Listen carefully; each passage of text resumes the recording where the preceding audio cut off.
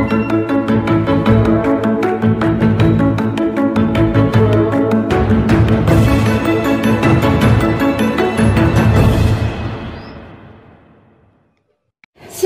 adik-adik. Apa kabarnya hari ini? Luar biasa. Hari ini kita akan mendengarkan cerita tentang mengampuni. Sebelum itu kita akan memuji dan memuliakan nama Tuhan. Kalian sudah siap? Siap. Sebelum kita memuji dan memuliakan nama Tuhan, kita berdoa terlebih dahulu ya. Kita lipat tangan, kita tundukkan kepala. Mari kita berdoa. Tuhan Yesus, terima kasih untuk segala kebaikan-Mu dalam hidup kami. Hari ini kami mau memuji dan meninggikan nama Tuhan. Kami pun akan mendengarkan firman-Mu. Mampukan kami untuk mengikutinya dengan baik. Dalam nama Tuhan Yesus kami sudah berdoa. Amin. Amin.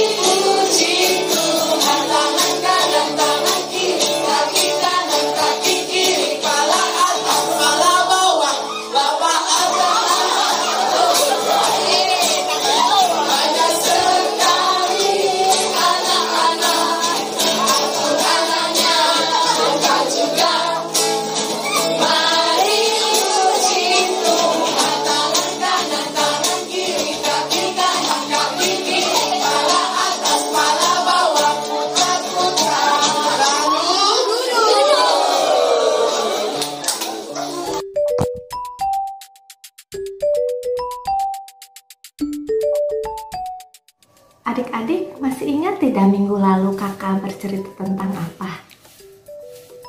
Ya, minggu lalu kakak bercerita tentang penguasaan diri. Salah satu cara agar kita dapat mengendalikan diri ialah dengan mau mengampuni orang lain. Nah, hari ini kita akan belajar tentang cara mengampuni orang lain. Adik-adik, apa yang kira-kira akan kamu lakukan apabila ada orang yang menyakiti kamu?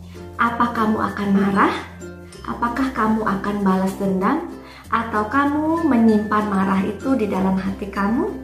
Ada banyak hal yang terkadang membuat hati anak-anak seperti kalian menjadi marah. Seperti contohnya, yang pertama adalah teman-temanmu tidak mengajakmu bermain, meskipun kamu ingin bermain bersama-sama dengan mereka.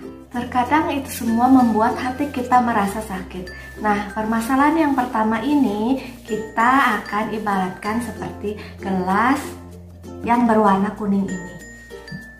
Kita simpan dulu ya. Nah, selanjutnya penyebab yang lainnya dapat berupa misalnya teman-teman kamu menertawakan kamu karena potongan rambutmu, atau karena bajumu, atau karena ketika kamu terjatuh mereka menertawakan kamu. Itu semua terkadang membuat hati kamu pun terluka. Betul tidak? Nah adik-adik, permasalahan yang kedua ini kita beri tanda dengan gelas yang berwarna biru tua ini. Kita simpan dulu ya.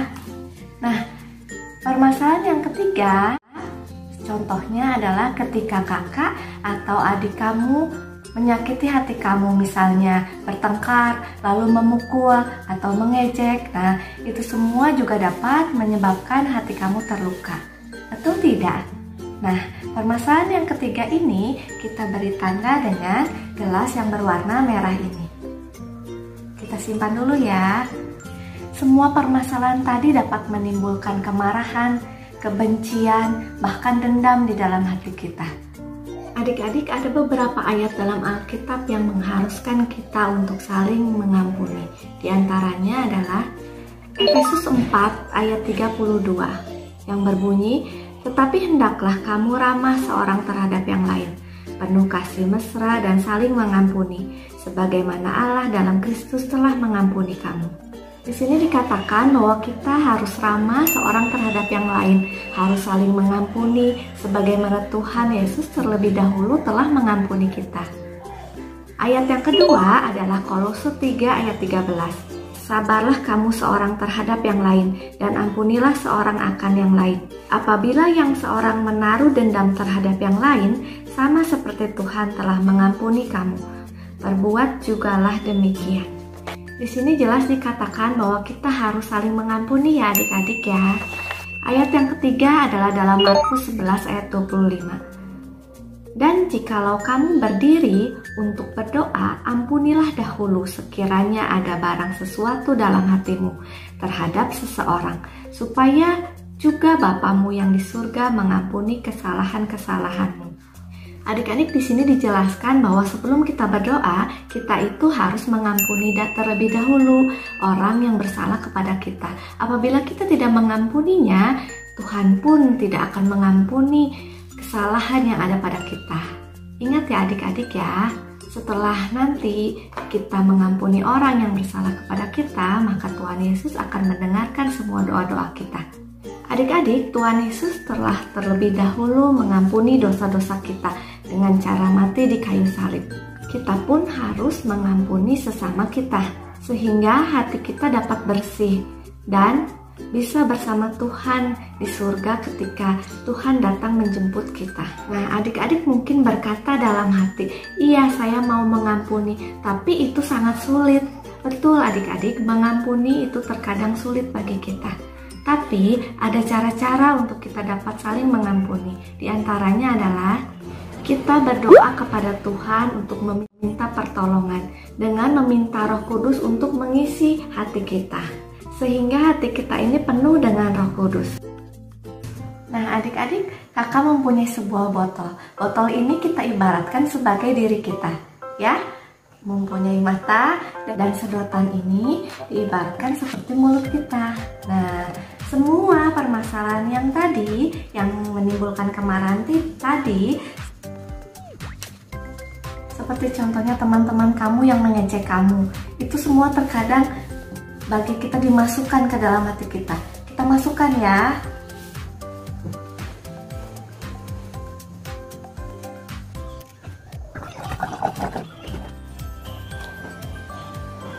Nah, kelas yang kedua yang tadi bercerita tentang teman yang mengejek kalian, kita masukkan juga. Dan kelas yang ketiga adalah permasalahan tentang saudara yang menyakiti hati kamu, kakak atau adik yang suka mengejek atau memukul. Kita masukkan. Nah, adik-adik kalian bisa lihat warnanya. Apakah bagus warna dari botol ini? Sangat jelek ya, warnanya coklat kehitaman. Seperti hati kita pun tidak baik untuk menyimpan semua kemarahan itu.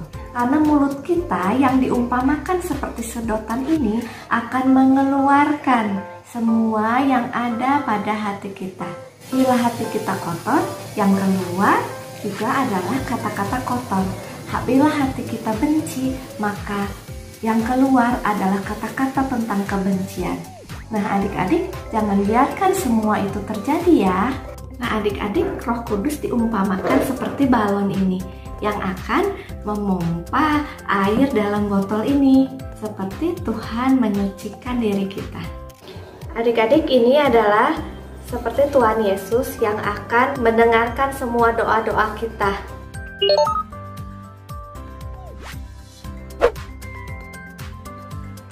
Nah adik-adik, balon ini tadi sudah kita umpamakan seperti Roh Kudus.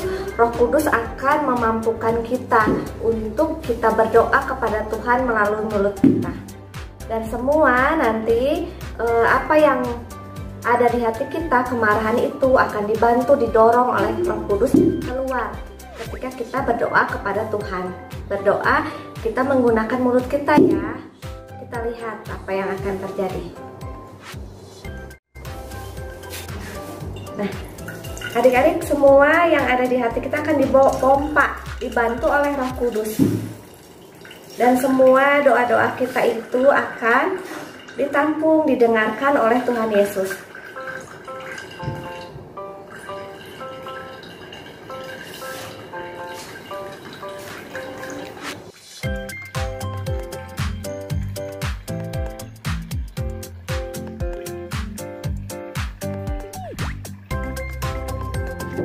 Lihat adik-adik, sekarang botolnya sudah bersih kembali, seperti diri kita yang sudah bersih kembali. Memaafkan bukan sesuatu hal yang mudah, tetapi dengan doa, dengan pengorbanan Tuhan Yesus di kayu salib, dan dengan bantuan dari Roh Kudus, kita akan mampu untuk melakukan semuanya. Ayo adik-adik, jangan simpan marah dalam hatimu. Kita belajar untuk saling memaafkan. Demikian firman Tuhan kali ini adik-adik, mari kita tundukkan kepala, kita berdoa kepada Tuhan. Tuhan Yesus, terima kasih untuk firman-Mu hari ini. Ajar kami untuk mengampuni orang lain, seperti Tuhan sudah mengampuni kami. Tuhan, sertai kami di masa liburan sekolah ini, walaupun di rumah, buat kami selalu bersukacita. Berkati pula orang tua kami ya Tuhan. Terima kasih Tuhan, dalam nama Tuhan Yesus kami sudah berdoa. Amin.